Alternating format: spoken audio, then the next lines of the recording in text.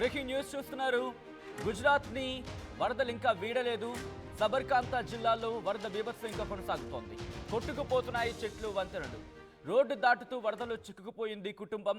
కారుపై కూర్చొని కాపాడాలంటూ హాహాకారాలు చేస్తోంది.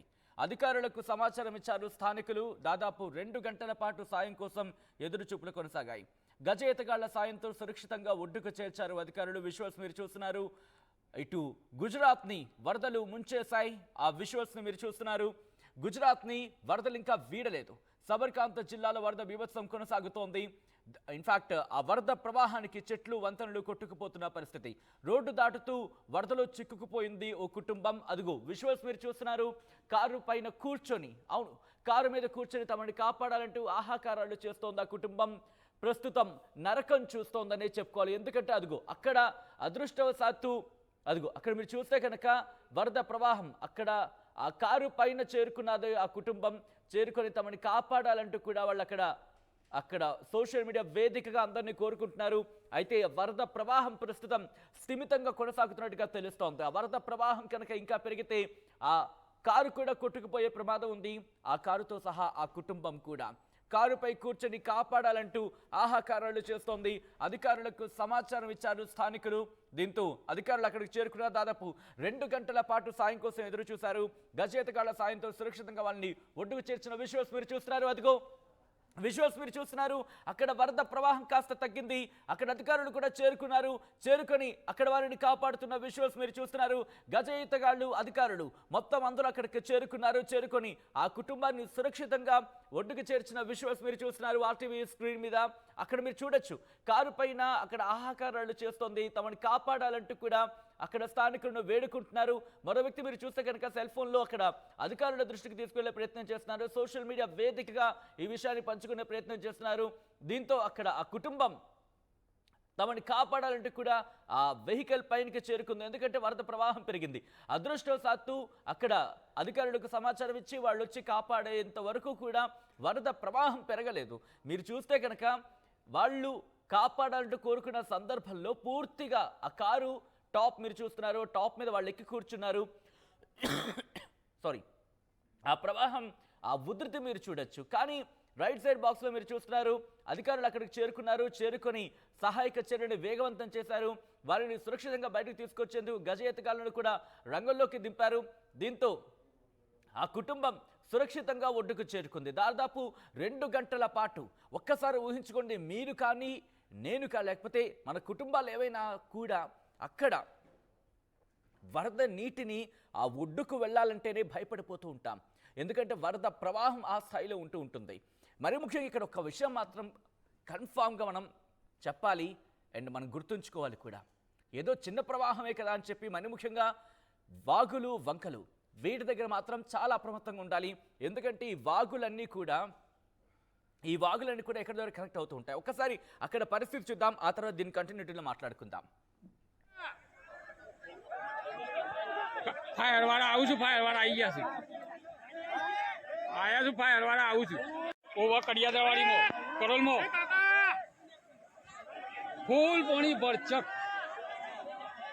અરે કાકા फायर वाला आऊँ છું फायर वाला आई ગયા છે ઓવા કડિયાદવાડી મો કરોલ મો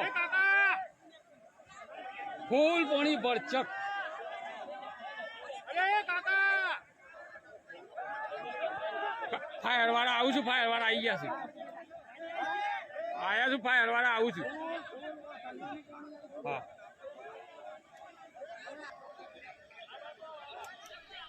రేట్ ఒక్కసారి చూడండి. వాళ్ళు ఎంత కంపోజ్డ్గా, అంటే ఎంత కామ్గా ఉన్నారు. అంత వరద వచ్చినప్పుడు ఎక్కడ కూడా కంగారు పడలేదు.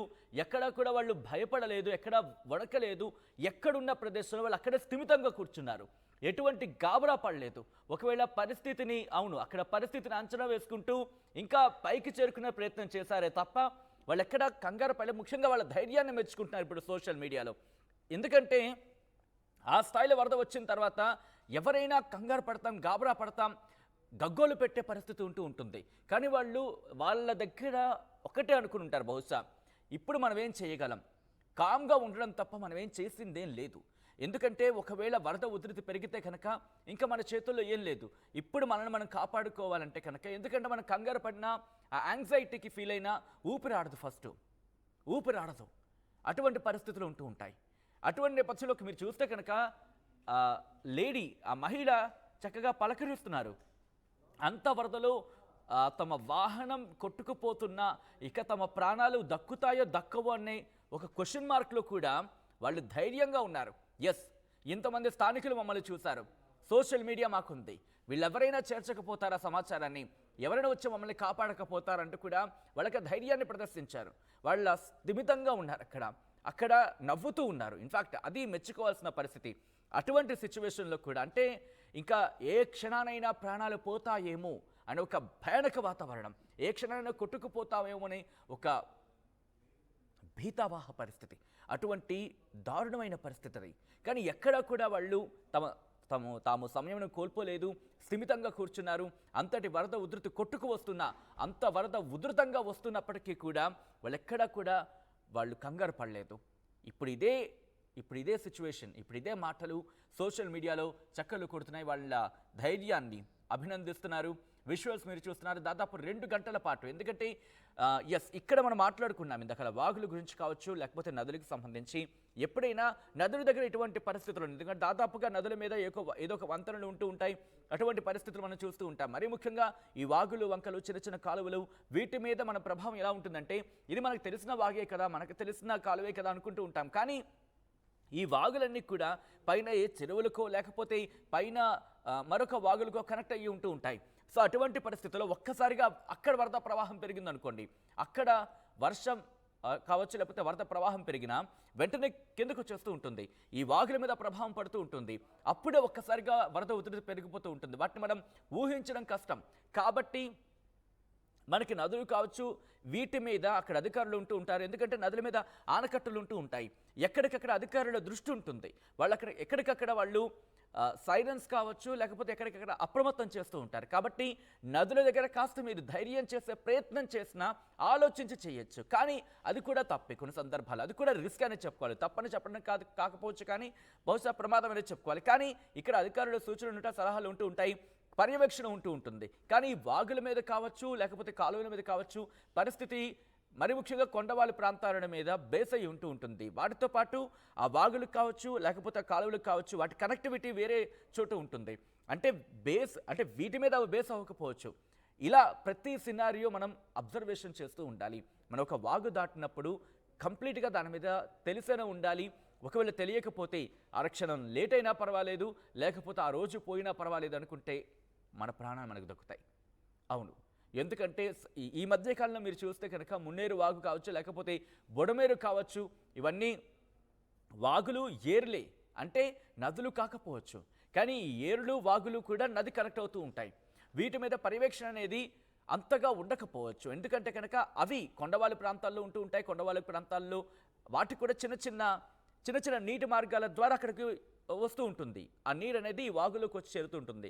ఒకవేళ వాటి కనెక్టివిటీలో ఆ పైన ఎక్కడైనా ఒక చిన్న గుంటల్లా ఉండు లేకపోతే చిన్న చెరువుల్లో ఉండు ఇలా ఉన్నదనుకోండి, అక్కడ నీటి ప్రవాహం పెరిగినప్పుడు ఇలాంటి సిచ్యువేషన్ ఉంటుంది. అంటే మన చేతుల్లో ఉండదు, ఒక్కసారిగా వరద ప్రవాహం పెరిగిపోతూ ఉంటుంది.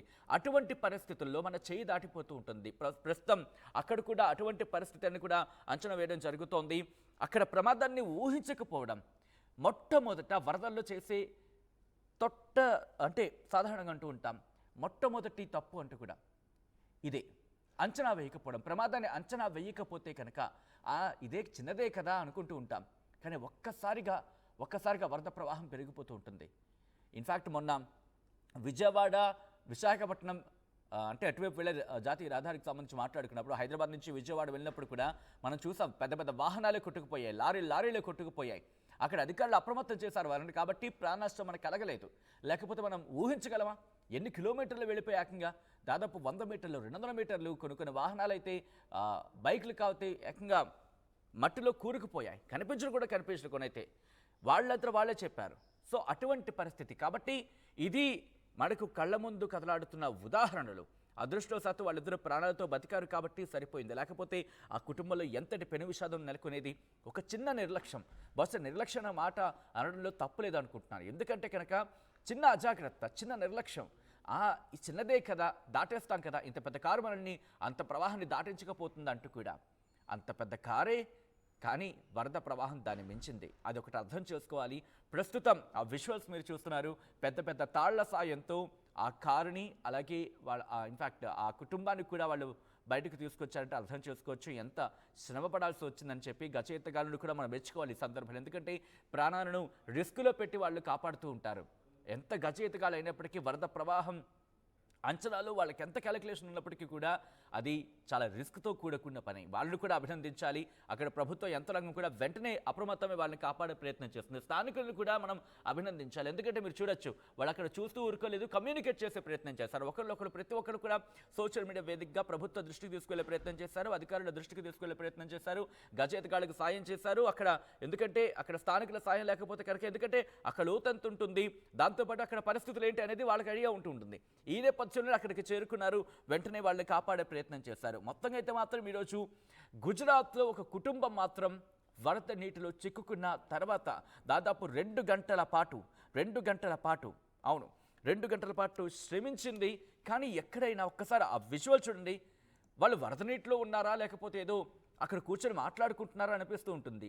ఆ సందర్భంలో ఎవరున్నా కంగారు పడిపోతూ ఉంటారు, అరుస్తూ ఉంటారు, కాపాడండి కాపాడండి అని చెప్పి అరుస్తూనే ఉంటారు. ఆ కంటిన్యూటీగా ఆ భయం అనేది కనిపిస్తూ ఉంటుంది. కానీ ఎక్కడ ఆ ఇద్దరు కూడా చూడండి, ఏదో హ్యాపీగా కూర్చొని ఆయన సెల్ ఫోన్ చూసుకుంటున్నాడు, ఆ పక్కన ఉన్న మహిళ ఏమో అందరినీ ఇలా చెయ్యూపుతూ అందరిని పలకరిస్తున్న పరిస్థితి.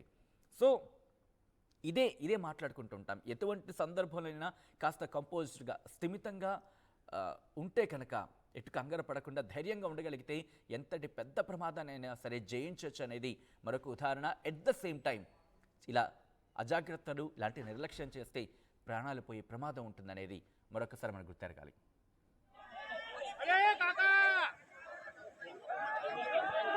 ફાયર વાળા આવું છું, ફાયર વાળા આવી ગયા છે, આયા છું, ફાયર વાળા આવું છું. હા